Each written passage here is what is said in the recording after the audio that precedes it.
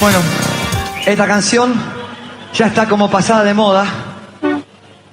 Las cosas cambian muy rápido acá. Algunas veces cambian mal, otras bien. Y hace poco la cosa cambió para bien.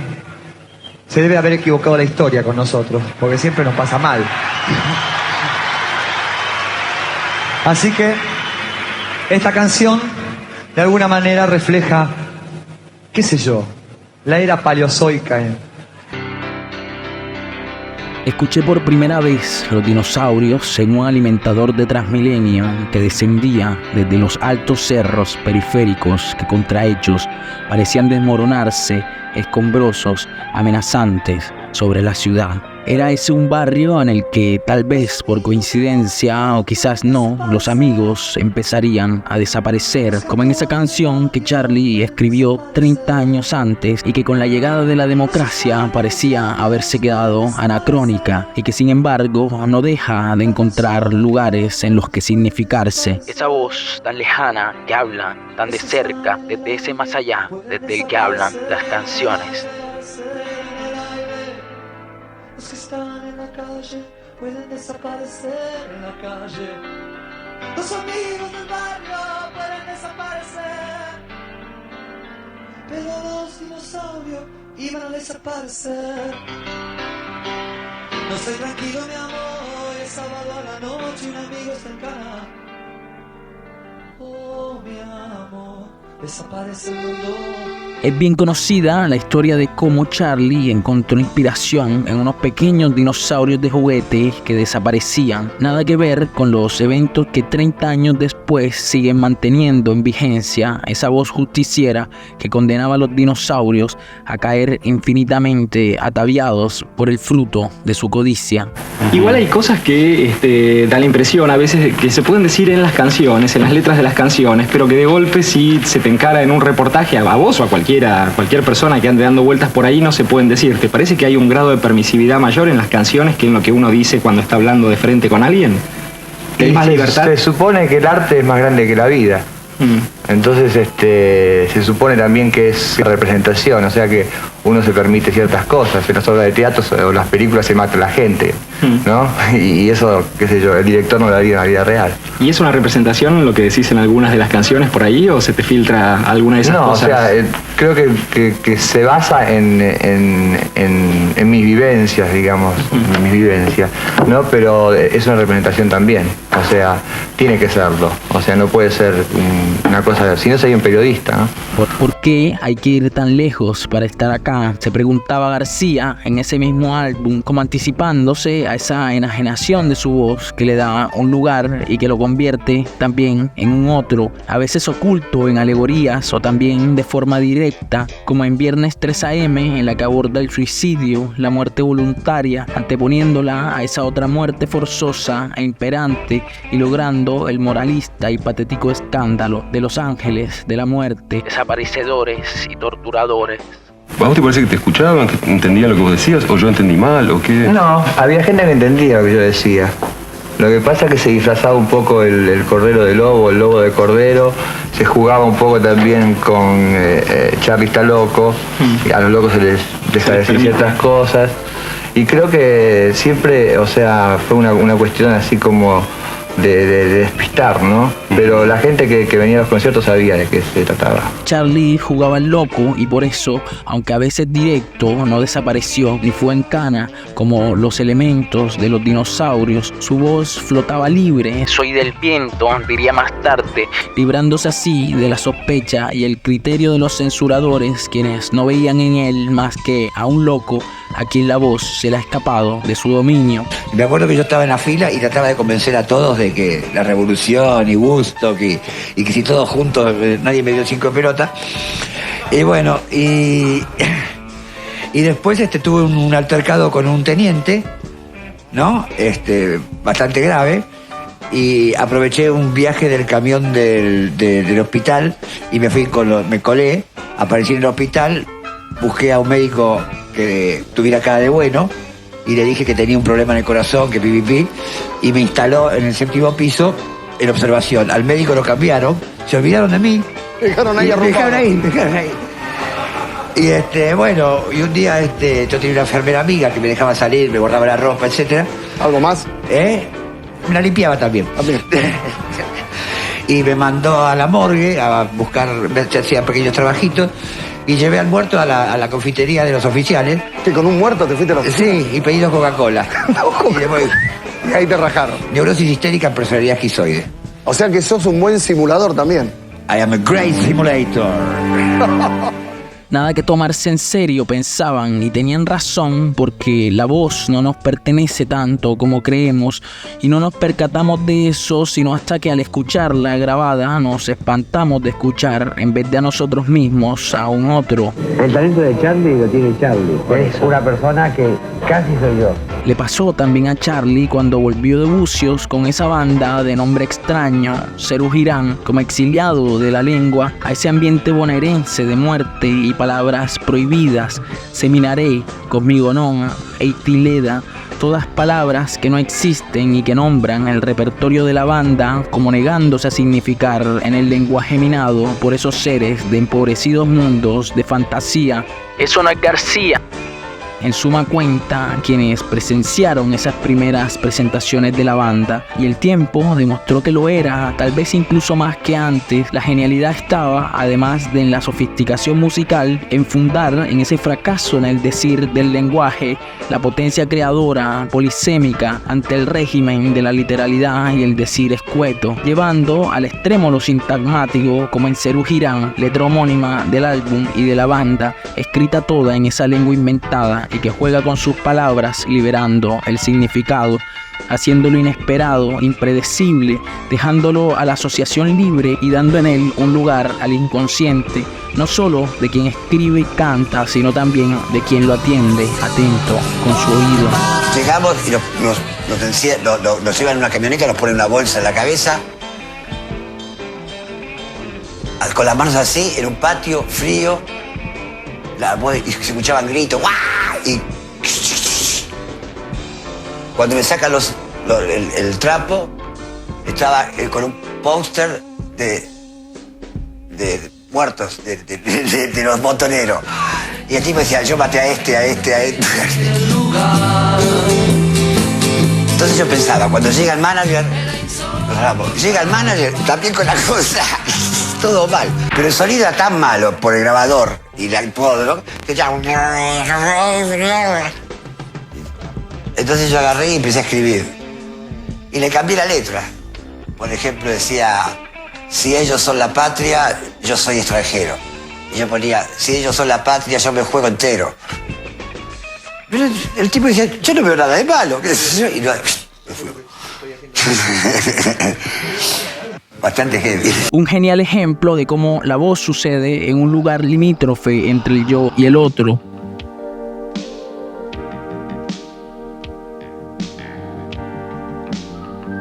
Conciencia tal vez de cierta inconsciencia colectiva que Charlie luego anunciaría a principios de los 80 en ese álbum que marca la pérdida del brillo de la democracia y su paso decadente hacia el encierro pequeño burgués que hace parecer al mundo un lugar zanjado irremediablemente y cuya brecha ideológica no es en verdad mayor que la que hay de la cama al living. Antes dije que el rock era como el fútbol.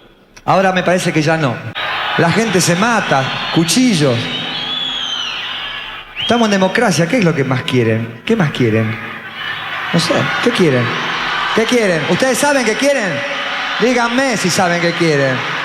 Pérdida del sentido que alcanzaría su etapa más entrópica en los 90s con el vacío ideológico, despersonalizado, poco auténtico y sobre todo falto de significados posterior a la caída del muro de Berlín. En 1994, cuando Charlie venía de editar La hija de la lágrima, su madre lo volvió a internar a la fuerza. Estoy absolutamente en contra del método que utilizaron la Courtney y mi mamá para internarme a mí e internar a Cork. Eso que se llama amor duro es un método que consta en no explicarle nada al que se supone que está mal, cerrarle todas las vías de acceso a cualquier tipo de cosa, dejarlo en la yeca. Decía García al salir de la internación, infructuosa, por cierto, describiendo así esa vaciedad y esa incertidumbre pululante que más tarde conceptualizaría con el nombre de Say No More. La historia se había acabado, según Fukuyama, y el sentido se encontraba paralizado, informe, anhedónico.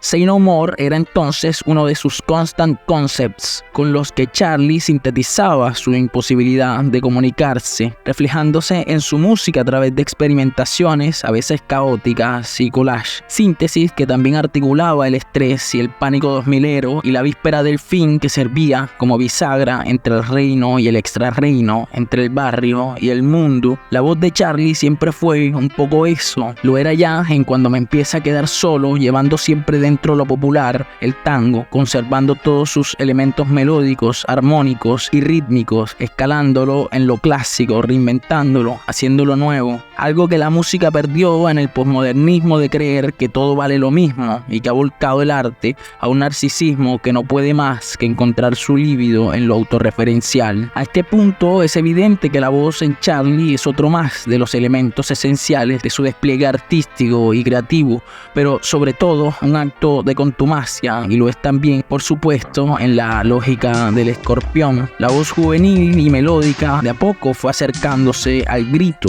al gruñido, a la regurgitación, a sincronía en suma cuenta, instancia en la que se funda y se significa al otro. Eso es lo que Charlie ha dado a su obra y que aparece de nuevo en este álbum. A propósito de la sincronía con la madre, cuando a Carmen, madre de Charlie, le preguntaban por el nacimiento de su hijo, Carlos Alberto respondía: no sé, creo que estaba muy ocupada con otras cosas. Charlie nació a las 12:50. Su signo astrológico es Escorpio, aunque su carta natal indica que todos los planetas estaban a la hora exacta de su nacimiento alineados en Libra.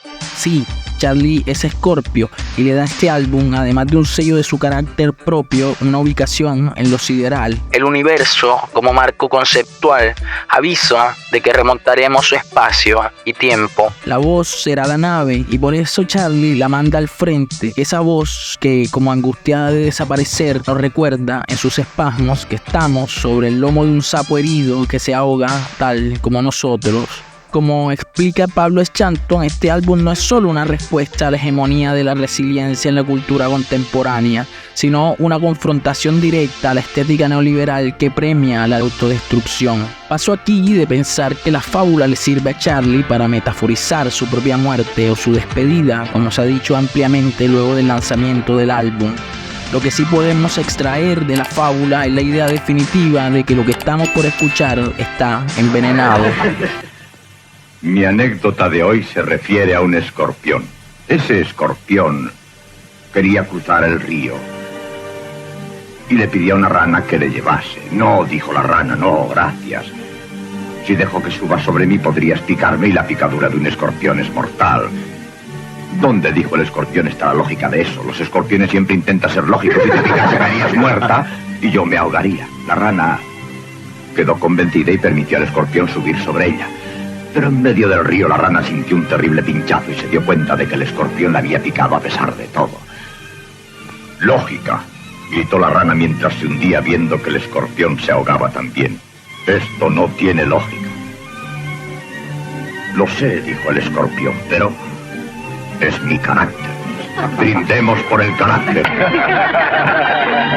El piquetazo envenenado simboliza un destino fatal, contradictorio, absurdo e ineludible. Un fatum para el que Charlie no se anda con rodeos. Les quiero pedir dos cosas.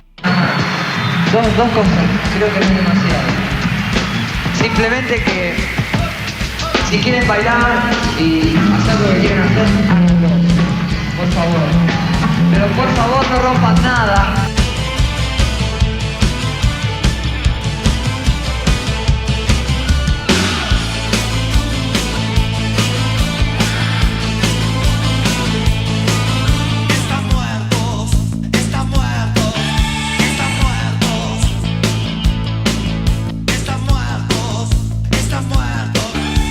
Lo primero que rompiste en algún hotel o dónde, la primera guitarra, el primer televisor, lo primero que rompiste, pero... El cordón umbilical. Eso fue lo primero que rompí. Después profesionalmente. Profesionalmente, como estrella, así, bueno, más sí, rompo. A ver, papá,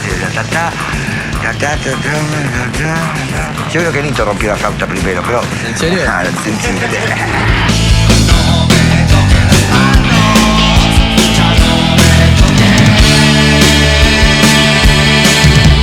Y seguramente lo primero que rompí fue un piano.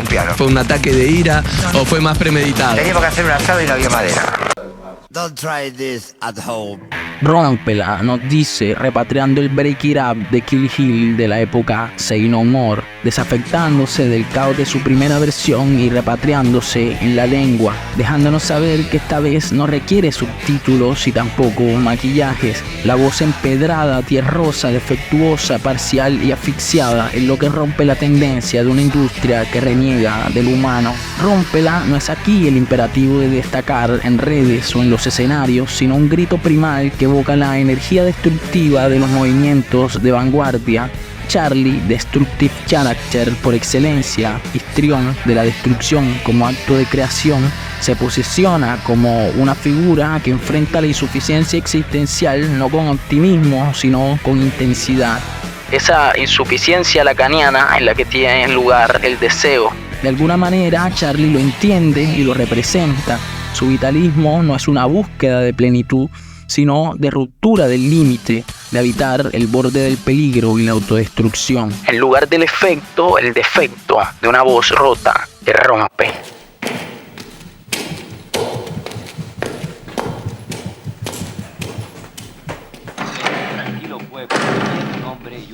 Charlie, querido, qué bueno verte, Y se marcharon a vivir a la selva. Disculpame que no vine antes, pero estamos tapados de trabajo en la discográfica. Pero buenas noticias. Gira 70 presentaciones en 15 días. ¿Qué me contás? Pero también existían otros peligros desconocidos para ellos.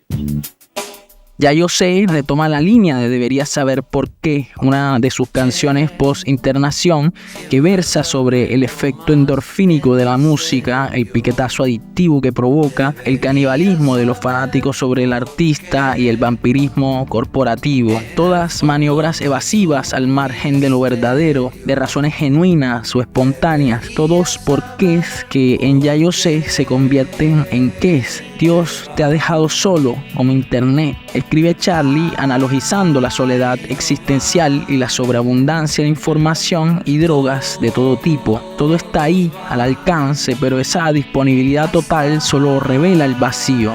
Vos que querías de todo, nada tenés. El subidón ya no llega. Lo que antes provocaba éxtasis, ahora es anedonia.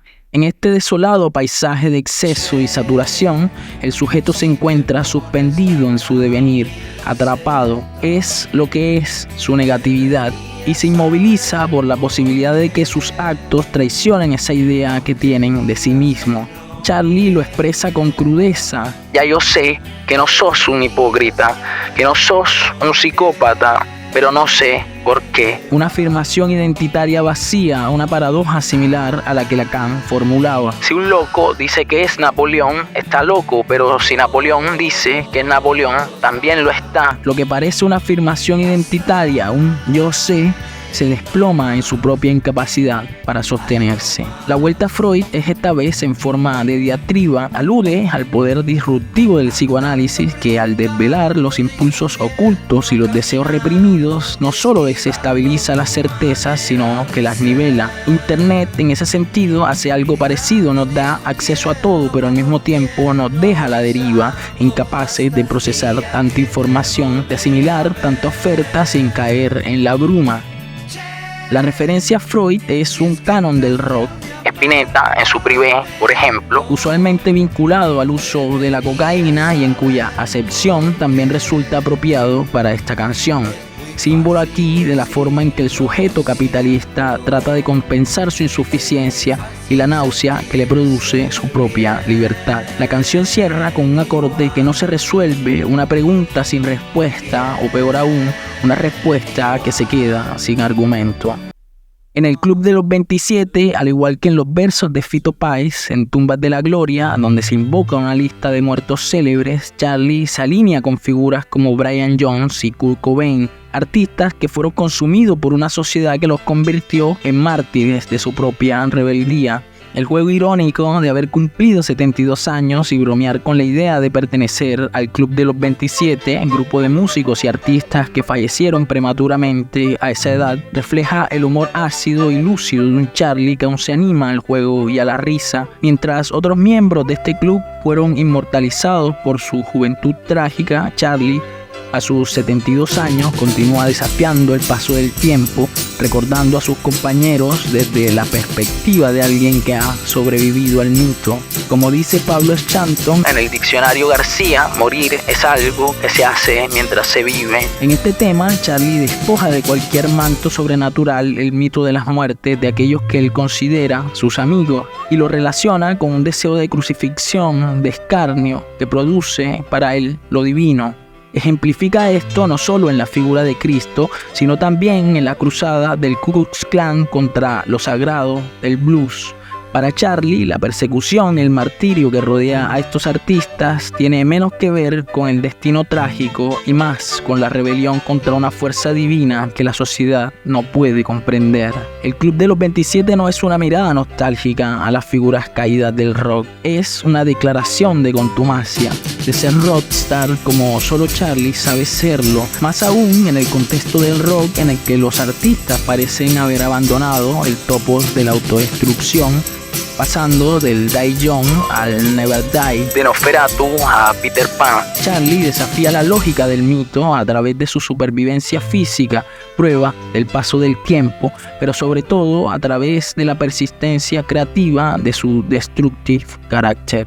En la medicina número 9, Charlie retoma Revolution 9 de los Beatles, la canción collage de su álbum blanco que se inspiraba en los eventos parisinos de mayo del 68 para bocetear una guerra futura, todavía sin sustancia y de la que más de 50 años después solo quedó su boceto. Una revolución que resultó contenida y ofuscada en la proliferación y el consumo de sustancias que son cada vez más el hábito de evitación con las que lidiamos con una vida cada vez más insoportable, alejados ya de la ilusión de una revolución total y volcados a la idea de una felicidad nada más que aparente o instagramiable. Ha de ser por eso que la mayoría de las tomas vocales provienen de una única sesión, lo que le da a la canción una sensación de urgencia, de honestidad brutal, documental. El 9 es un número recurrente del rock, un talismán que resuena a lo largo de la obra de Charlie, al igual que en la de los Beatles, desde Revolution 9 pasando por Cloud 9 de George Harrison o el Number 9 Dream de Lennon. Se trata de una especie de utopía psicodélica, una suspensión del tiempo y del espacio. Charlie cayendo del 9º piso, por ejemplo, en una especie de cameo. Psicodelia a la que Charlie aporta su ironía cuando dice que ya no tiene ese problema, como confirmando la idea de Prodan de que al final quienes lo juzgaban por sus adicciones no eran tan distintos. Charlie, cuando uno piensa en un artista, piensa en libertad, ¿no? ¿No es el sinónimo de un artista la libertad? No, yo creo que diría lo que es el arte, cagarte de frío. El recuerdo invierno es uno de esos temas que conecta con la esencia melancólica de Charlie, quien siempre ha dicho que solo se es creativo una vez y que luego lo más que se puede es recordar esa creatividad primigenia. Hay muchas versiones boceteadas o apócrifas de canciones tempranas suyas que luego encontraron un lugar en sus álbumes. Por ejemplo, Vampiro, canción a la que hace poco se le encontró su primer boceto en la voz de un Charlie doceañero. Echas a perder de noche, a la casa ya no sé, se te pega en el pescuezo y la sangre a correr. Vampiro, déjame dormir, ¿qué va a molestar, vampiro? Es que lo primo siento cuando te veo a ti. Vampiro, déjame dormir tranquilo.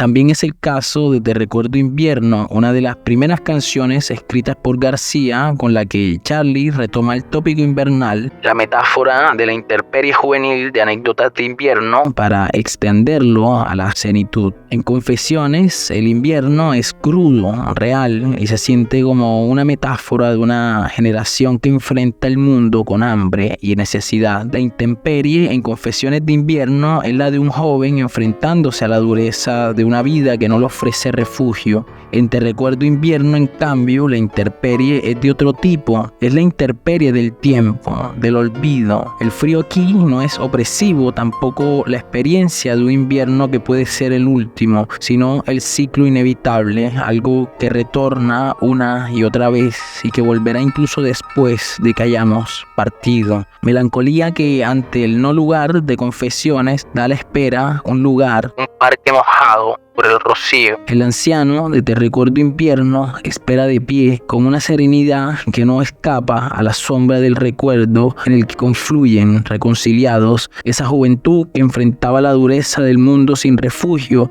y la vejez que, a pesar de todo, aún espera con dignidad inagotable.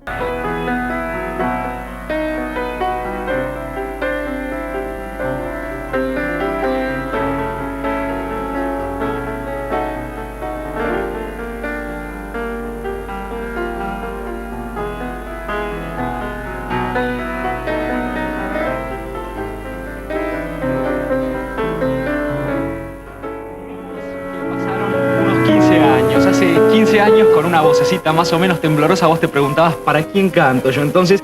Y en esa época cantabas para tipos que como yo teníamos 15 años, 18, qué sé yo. Pasaron 15 años, ahora no te lo preguntas por ahí en las canciones, pero se supone que es gente de una edad parecida a la que te escucha. ¿Qué pasó en el medio? ¿Cómo haces para cantar para gente de la misma edad cuando te pasaron 15 a vos por encima o por el medio o por adentro? Y yo creo que es cantar lo que te pasa. O sea, seguir cantando lo que te pasa. Cantar lo mismo que cantar hace 15 años creo que sería un recuerdo. Lo que pasa es que cuando tenés 18 años y salís del colegio decís unas cosas y cuando tenés 35 decís otras. ¿Qué cosas y qué cosas más o menos? Y creo que, qué sé yo, no sé, en la época de Sui Generis era el conflicto, bueno, me voy de mi casa a la escuela, ¿qué voy a hacer? ¿Dónde estoy? Y ahora es ¿dónde estoy? ¿Qué voy a hacer? Me voy a mi casa. No, creo que varían las cosas, pero siempre hay un hilo conductor, creo, en todo eso. Que puede ser la música, que puede ser el personaje, que puede ser crecer en público, ¿no? El símbolo invernal, retomado por Charly en este álbum, toma un significado especial en un mundo en el que se debaten cada vez más y con más urgencia las jubilaciones, tema como los hay pocos en los que tanto jóvenes como ancianos están inequívocamente trenzados. Coincidencialmente, esta obra sale a la luz en medio de ajustes y represiones contra los jubilados y se sirve de esto también para hacer una semblanza de una vejez digna y todavía capaz.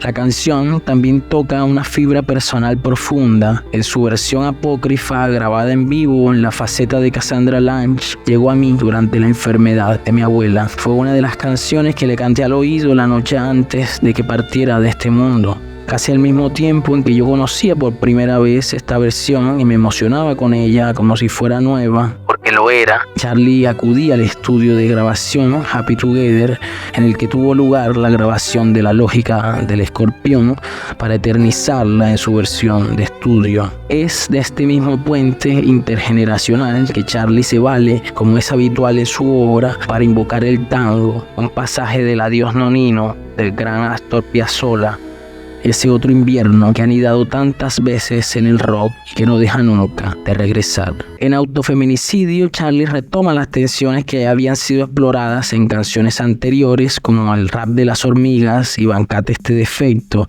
en las que ella presentaba una psique que se incomodaba con la eyección de su sombra sobre el mundo, ya fuera de la ciudad al campo o hacia el espejo. Si en El Rap de las Hormigas, Charly narraba la incomodidad de lidiar con las pequeñas adversidades representadas por las hormigas, y en Bancate este defecto exhortaba a la aceptación del defecto como parte constitutiva del ser y asumir con ello las dificultades que presenta el ejercicio de la libertad. En Autofeminicidio aborda las consecuencias devastadoras de no hacerlo. Ahora el defecto se ha vuelto intolerable, como la voz rasgada, sin autotune, pero la canción no se queda ahí. No solo habla de la dismorfia corporal y el rechazo visceral al propio cuerpo, sino que también explora una grieta mucho más profunda, la que se abre entre los géneros, dejándonos ver cómo las expectativas sociales y los ideales de imagen distorsionados pueden llevar al colapso de la identidad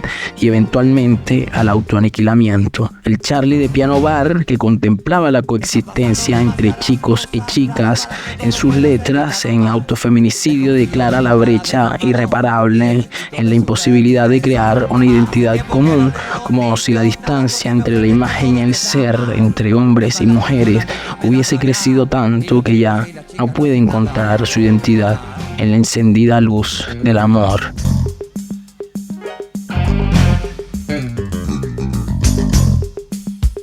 Porque algún día se va a abrir esta trampa mortal, pero hasta entonces llevarás en tu cara una sombra.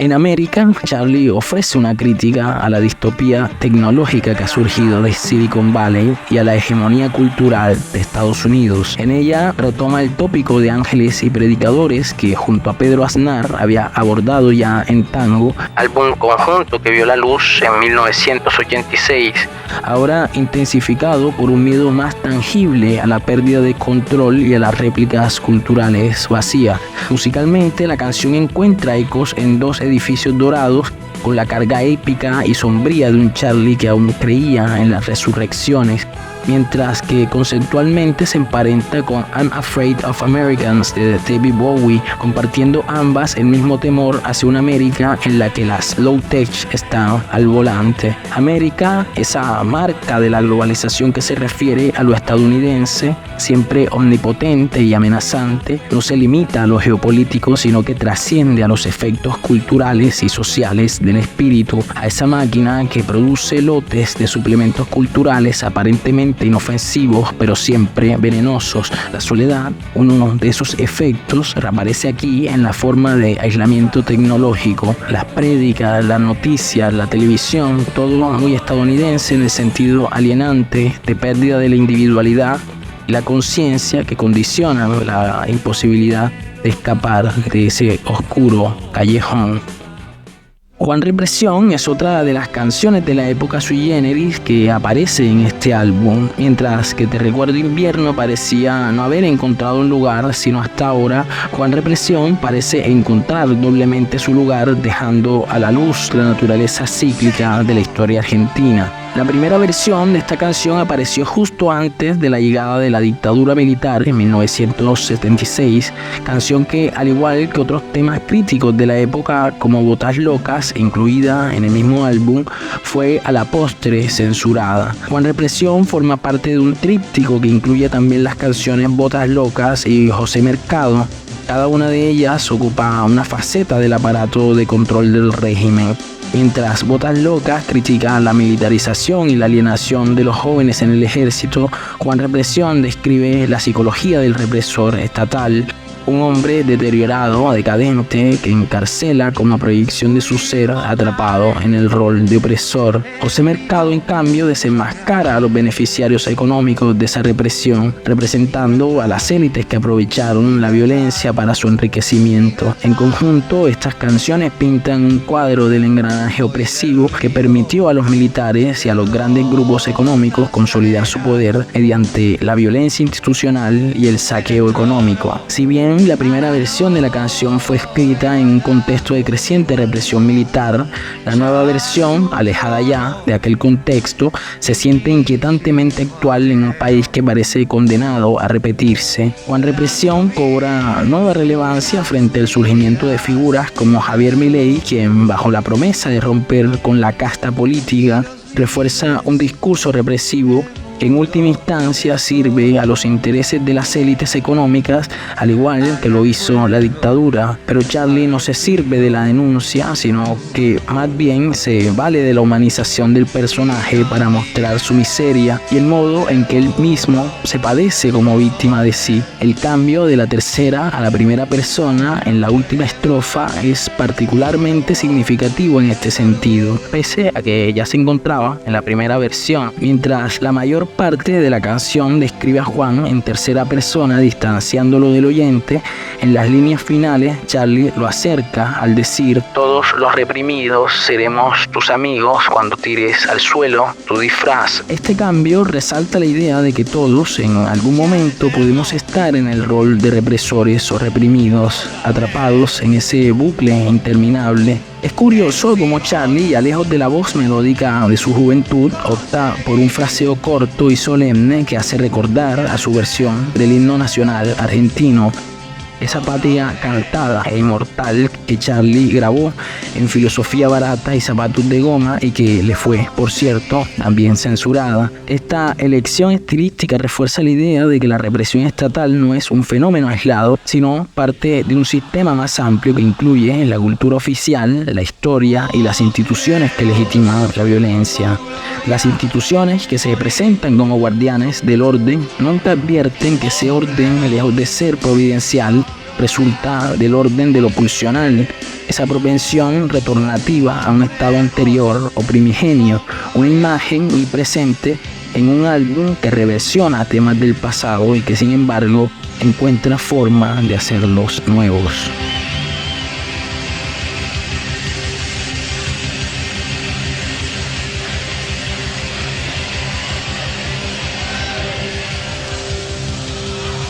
Estrellas al caer es una canción que, en contraste con el tono sombrío que predomina en el álbum, se presenta con un aire alegre, fresco y trascendente. El dolor sideral nos recuerda el dolor que durará por siempre, pero en Estrellas al caer el sufrimiento pierde su carácter terminal y se liga más a un ciclo cósmico, como no podía ser de otra forma en este álbum constelado en Escorpio, en el que las estrellas caen e iluminan en su caída. Algo que me recuerda a Nietzsche, que en su Zaratustra proponía que la fatiga, producto de vencerse a uno mismo, era el alimento del espíritu. Así igual podríamos pensar que la fatiga de recoger estrellas, enfrentarse al dolor y a la ilusión sideral, haría que el día siguiente fuera nuestro. En este sentido, la imposibilidad de perder no es la negación del sufrimiento, sino la certeza de que a través de ese dolor se alcanza una dimensión universal, como si la pena sideral fuera el puente entre el ser y el todo, un todo infinito que está también representado en esta vuelta a Chipi Chipi, esa canción sin amor ni dolor que Charlie escribió en compañía de María Gabriela Epumer como el hit radio friendly de La hija de la lágrima, y que aparece reinterpretada en Estrellas al caer como forma de darle otra vida a esa canción que no estuvo muerta, una canción sin fin. Bueno, yo te quiero decir una cosa, Charlie. Yo suelo preguntarle a los músicos a qué músicos respetan, y siempre coinciden en dos. Todos coinciden en dos, en el Flaco Spinetta y en vos. O sea que todos los músicos de la Argentina te respetan a vos y al Flaco. ¿Por qué? Tenemos una obra social.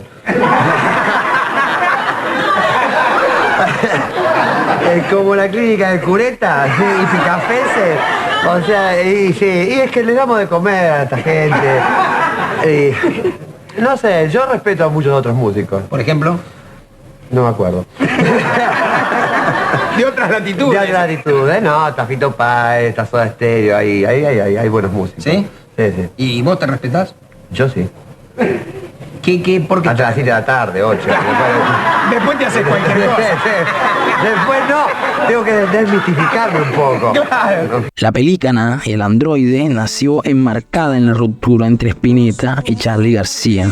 Esa colaboración truncada que quedó testimoniada en el Privé de Spinetta, un álbum rabioso en el que todos los temas están de alguna forma dirigidos a García. De forma particular lo hace La Pelícana y el androide, abordando la imbricación entre lo humano y lo tecnológico. En su día, Spinetta supo explicar que la canción explora la procreación entre seres de naturaleza disímil, reflejando su visión de una unión que, aunque a simple vista imposible, representa la inevitable convergencia entre lo natural y lo artificial. Es la creación de un tercer producto, una metamorfosis que desafía la esencia original de cada ser. El puente de la canción describe un espacio atroz donde el amor se convierte en una fuerza que desafía tormentas y comarcas, evocando la tempestad emocional entre Charlie y Spinetta. Charlie recupera como un arqueólogo esta toma perdida, bajada a un tono de un Spinetta que huyó espantado por la naturaleza disímil y la bruma extranatural que envolvió el tercer producto, ese proyecto que habían soñado juntos.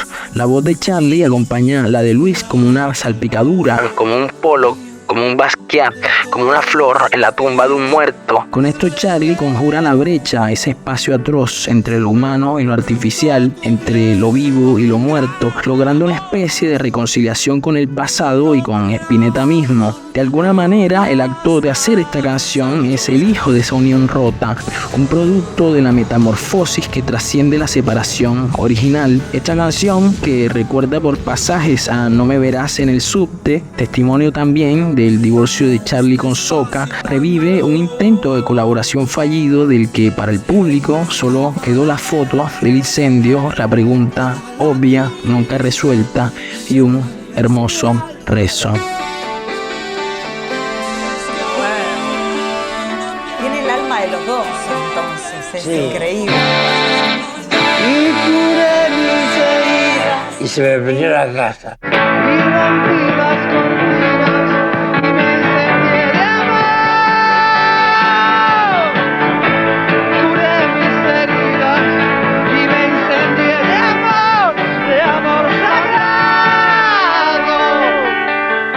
Una premonición. Yo chica estaba en mi casa y me acuerdo de mi papá cuando vuelve, que lo vi en la tele tocando con vos en el programa. Sí. Cuando vuelve en un ataque de nervios porque se te había prendido fuego la casa y era como algo inentendible. Estábamos tocando ese tema. Y curé mis heridas y me encendí de amor. Se te quema la casa, Charlie. ¿Eso apagó todo? ¿Eso extinguió lo que tenían como proyecto en ese momento? Teníamos más temas. Claro. Pero a él le dio miedo. Me parece que era un poco supersticioso, quizás.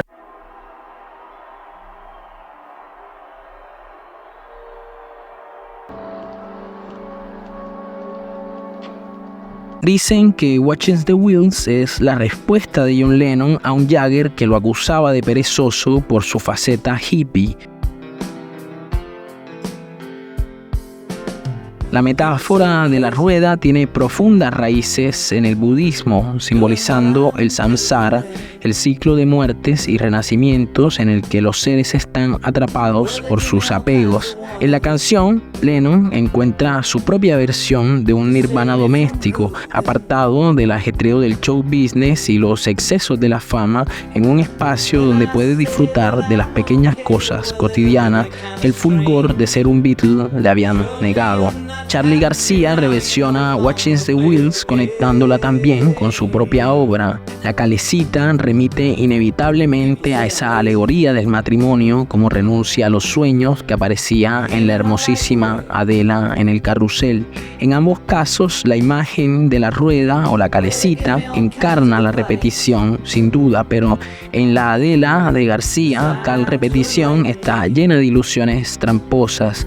La sortija y los caballos de madera, todos espejismos de una vida rutinaria y decadente, mientras Lennon se coloca fuera de ese movimiento desde una posición apenas contemplativa, En Adela en el carrusel el personaje parece atrapado, situación que el Charlie de la lógica del escorpión parece resolver omitiendo la alusión al mito platónico de la caverna, claustrofóbico por demás, que aparecía no solo en la versión de Lennon, sino también en la versión traducida que Charlie agregó al tracklist de Kill Hill a principios de siglo, y agregándole además la siguiente línea: nunca me subiré a tu calecita, nunca más, tengo que dejarlo atrás, ocupando ahora el lugar contemplativo de Lennon y su nirvana doméstico, alejado del business que encontró en él y en su locura, la carne sacrificial, el cordero, y que hizo de él casi un género del escándalo. Resulta aliviador escuchar a Charlie decir que le gusta mucho estar acá,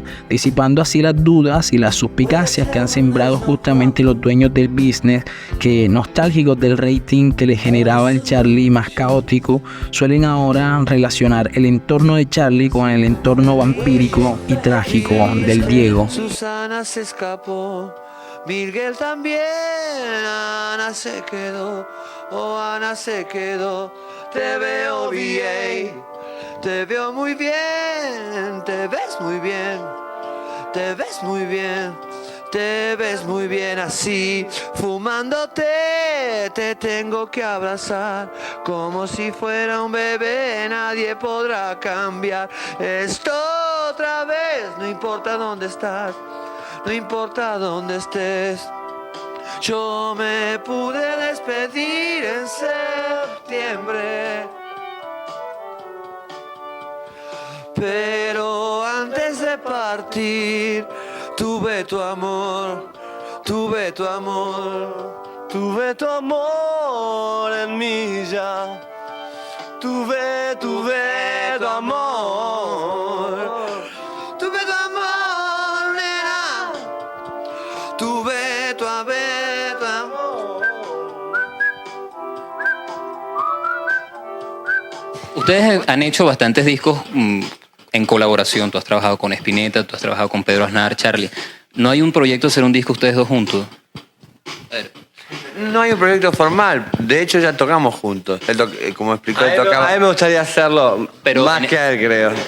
El cierre de La lógica del escorpión es una adaptación al español del clásico de los Bears, So You Want to Be a Rock and Roll Stars, de 1967, en la que Charlie comparte voces con su inseparable y fiel amigo Fito Páez. La canción, llena de ironía y humor, parodia la banalización del oficio, cosa de todos los días en una era dominada por los recetarios de plataformas como YouTube. En este sentido, la canción conecta con Ya Yo Sé y Estrellas al Caer a modo de cierre circular, en las que, como ya vimos, Charlie se cuestiona la superficialidad del conocimiento y acusa esta superficialidad recetaria como imposibilidad de encontrar en la fatiga del cuerpo un espíritu más alto, cosa que en Rock and Roll Star Charlie ejemplifica en el oficio del rockstar.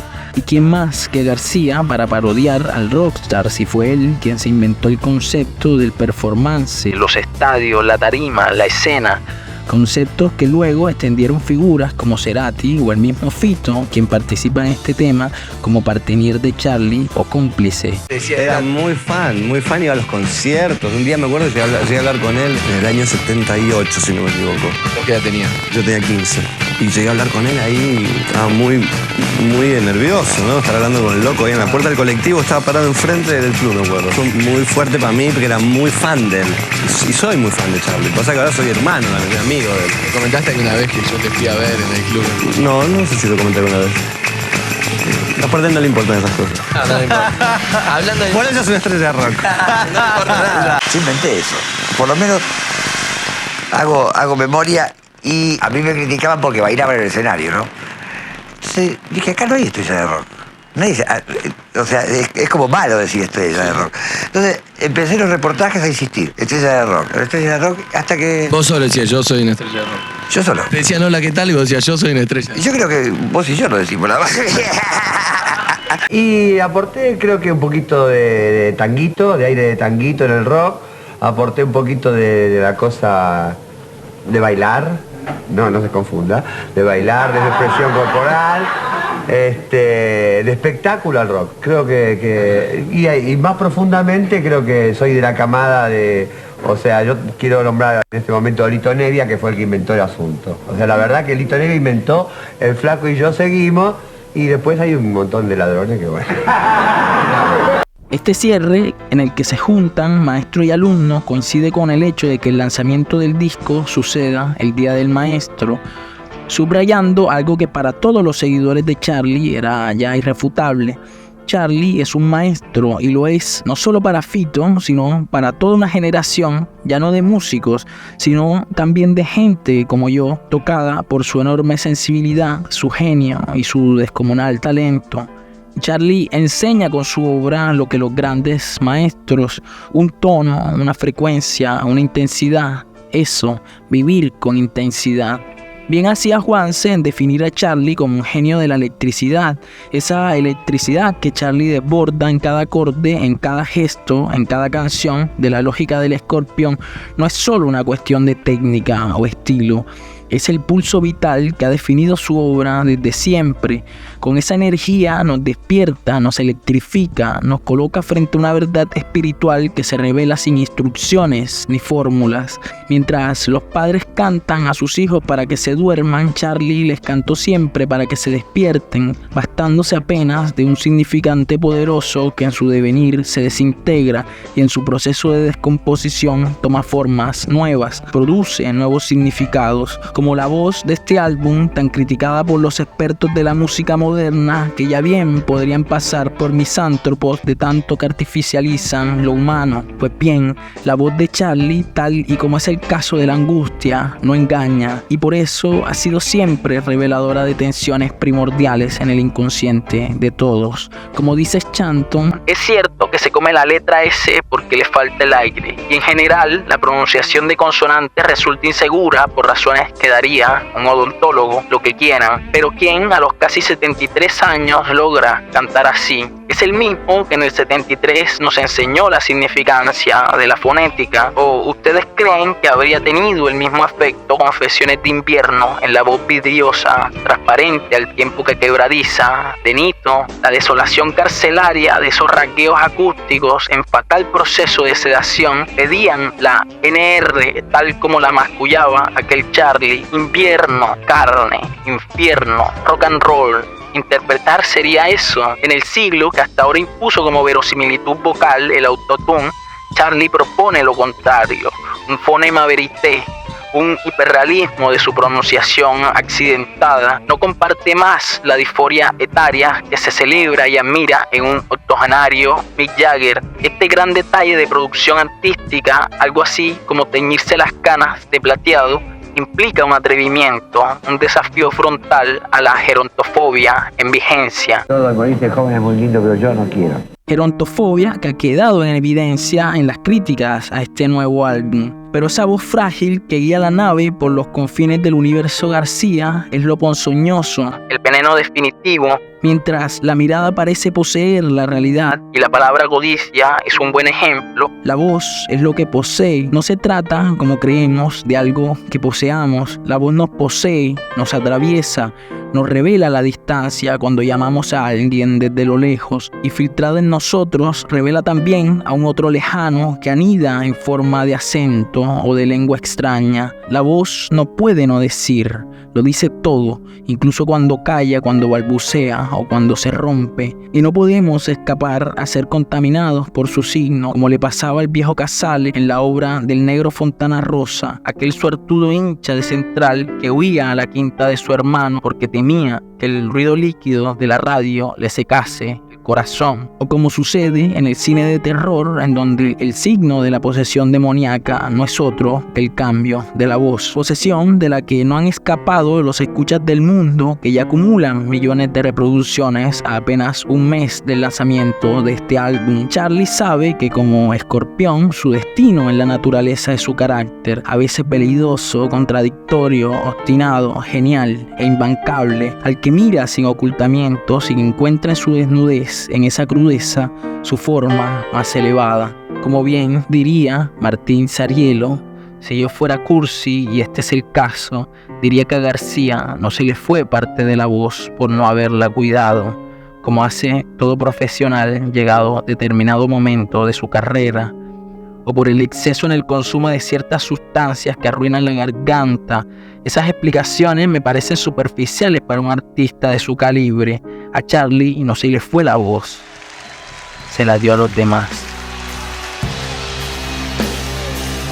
Y si llueve y me mojo, no me enojo porque no encojo.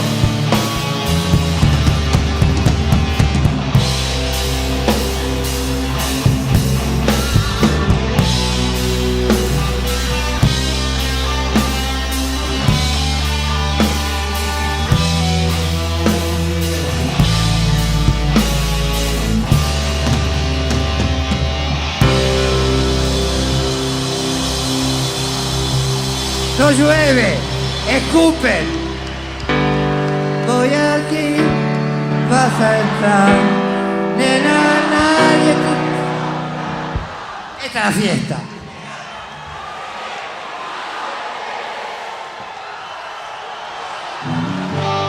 Vas aquí, vas allá, pero nunca te encontrarás. Escaparte y dice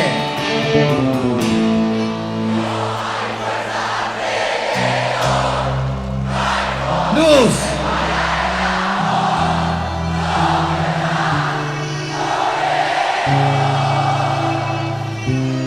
porque estamos en la calle.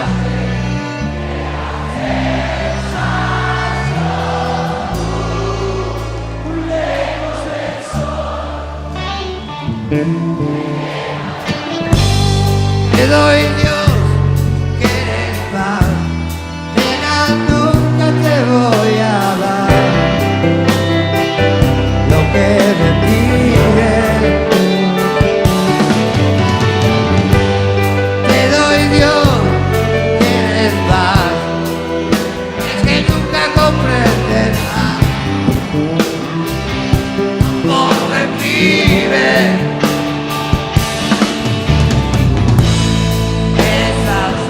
Que van a abrir, solo el viento te hará sentir.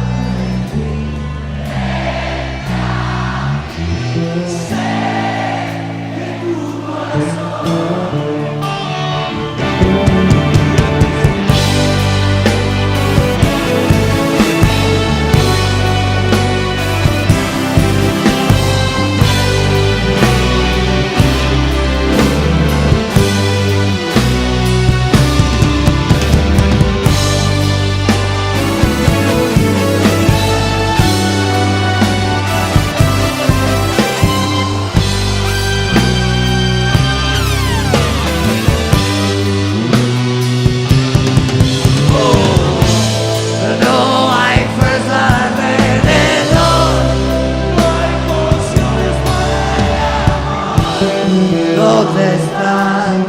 ¿Dónde voy? Grito con ustedes.